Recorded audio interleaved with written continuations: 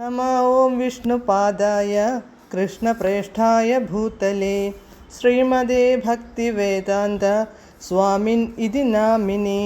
नमस्ते सारस्वते देवे गौरवाणी प्रचारिणे निर्विशेषशून्यवादी पाश्चात्यदेशतारिणे। जय श्रीकृष्ण चैतन्य प्रभु नित्यानन्द श्री अद्वैत गदाधर श्रीवासादि गौरभक्तवृन्द।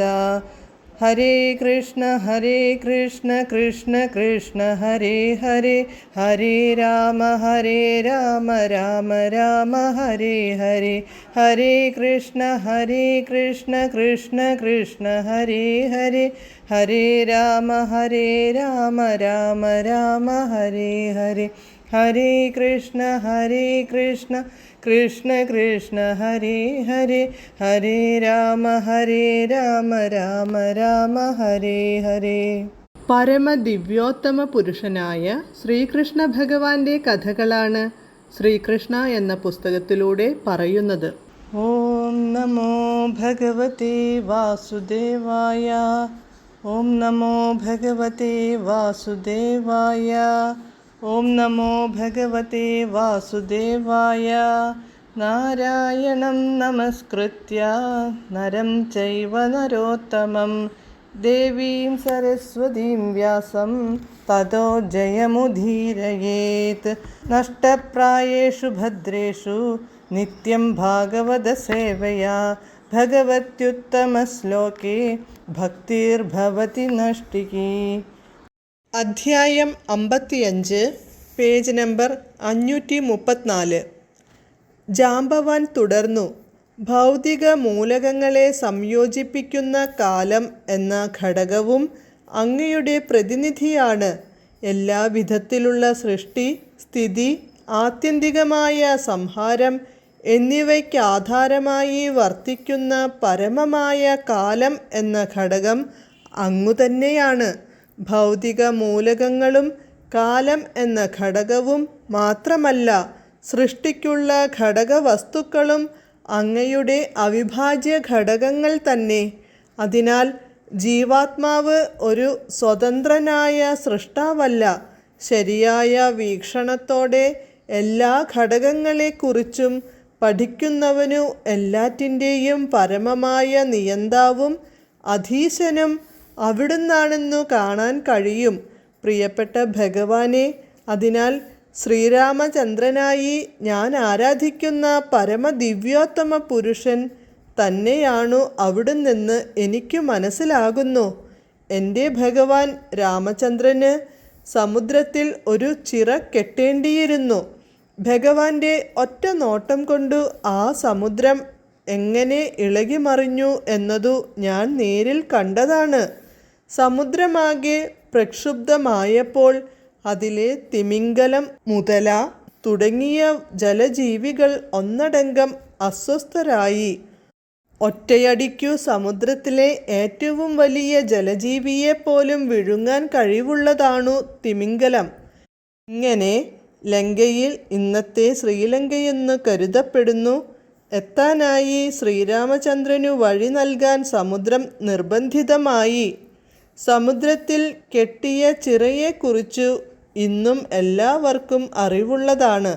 ചിറ കെട്ടിയ ശേഷം രാവണൻ്റെ രാജ്യത്തിലാകെ തീ ആളിപ്പടർന്നു. രാവണനെതിരെയുള്ള അങ്ങയുടെ ശസ്ത്രങ്ങൾ രാവണൻ്റെ ശരീരാവയവങ്ങളുടെ ഓരോ ഭാഗവും തുണ്ടം തുണ്ടമാക്കി ശിരസ്സു ഭൂമിയിൽ പതിപ്പിച്ചു. അങ്ങ് എൻ്റെ ഭഗവാൻ ശ്രീരാമചന്ദ്രനല്ലാതെ മറ്റാരുമല്ലെന്നു ഇപ്പോൾ എനിക്കു മനസ്സിലായി. ഇത്രയ്ക്കു അപരിമേയമായ ശക്തി മറ്റാർക്കുമില്ല. മറ്റാർക്കും എന്നെ ഇതുപോലെ തോൽപ്പിക്കാനാവുകയുമില്ല. ജാംബവാന്റെ വാക്കുകളിലും പ്രാർത്ഥനകളിലും ഭഗവാൻ സംപ്രീതനായി. ജാംബവാന്റെ ശരീരവേദനയ്ക്കു ആശ്വാസം പകരാനായി തൻ്റെ അരവിന്ദ സമാനമായ കരതലം കൊണ്ട് അദ്ദേഹത്തിൻ്റെ ദേഹം മുഴുവൻ തലോടി. അതോടെ കൊടിയ യുദ്ധം മൂലമുണ്ടായ ശരീരക്ഷീണത്തിൽ നിന്നു ജാംബവാനു ആശ്വാസം ലഭിച്ചു. തുടർന്നു ഭഗവാൻ കൃഷ്ണൻ രാജാ ജാംബവാൻ എന്നാണു ജാംബവാനെ സംബോധന ചെയ്തത്. കാരണം യഥാർത്ഥത്തിൽ വനത്തിലെ രാജാവു സിംഹമല്ല, ജാംബവാൻ തന്നെയായിരുന്നു. യാതൊരായുധവുമില്ലാതെ വെറും കൈകൊണ്ടു മാത്രമാണ് ജാംബവാൻ സിംഹത്തെ വധിച്ചത്. താൻ അവിടെ എത്തിയതു സ്യമന്തകരത്നത്തിനു വേണ്ടിയാണെന്നും അതിനു കാരണം സ്യമന്തകരത്നം മോഷ്ടിക്കപ്പെട്ടതിനാൽ അല്പബുദ്ധികൾ തൻ്റെ കീർത്തിക്കു കളങ്കമുണ്ടാക്കിയതാണെന്നും കൃഷ്ണൻ ജാംബവാനെ അറിയിച്ചു. ദുഷ്കീർത്തിയിൽ നിന്നു മോചനം നേടുന്നതിനായി സ്യമന്തകരത്നം ആവശ്യപ്പെടാനാണു താൻ വന്നിരിക്കുന്നതെന്ന് കൃഷ്ണൻ തുറന്നു പറഞ്ഞു. ജാംബവാനു കാര്യങ്ങൾ ബോധ്യമായി. അതിനാൽ ഭഗവാനെ തൃപ്തിപ്പെടുത്താൻ സ്യമന്തകരത്നം മാത്രമല്ല, തൻ്റെ വിവാഹപ്രായമായ പുത്രി ജാംബവതിയെയും കൃഷ്ണനു സമർപ്പിച്ചു. ജാംബവതിയുടെ വിവാഹം, സ്യമന്തകരത്നത്തിൻ്റെ സമർപ്പണം എന്നീ ഉപാഖ്യാനങ്ങൾ പർവ്വതഗുഹയിൽ വച്ചു പര്യവസാനിച്ചു. കൃഷ്ണനും ജാംബവാനും തമ്മിലുള്ള യുദ്ധം 28 ദിവസം നീണ്ടുനിന്നെങ്കിലും ദ്വാരകാനിവാസികൾ 12 ദിവസമാണു തുരങ്കത്തിനു വെളിയിൽ കാത്തുനിന്നത്. തുടർന്നു അഭികാമ്യമല്ലാത്ത എന്തോ സംഭവിച്ചിട്ടുണ്ടായിരിക്കാമെന്ന് അവർ കരുതി. യഥാർത്ഥത്തിൽ എന്താണു സംഭവിച്ചതെന്നറിയാൻ പറ്റാത്തതിനാൽ അത്യന്തം ക്ഷീണിതരും ദുഃഖിതരുമായ അവർ ദ്വാരകയിലേക്കു മടങ്ങിപ്പോകുകയും ചെയ്തു.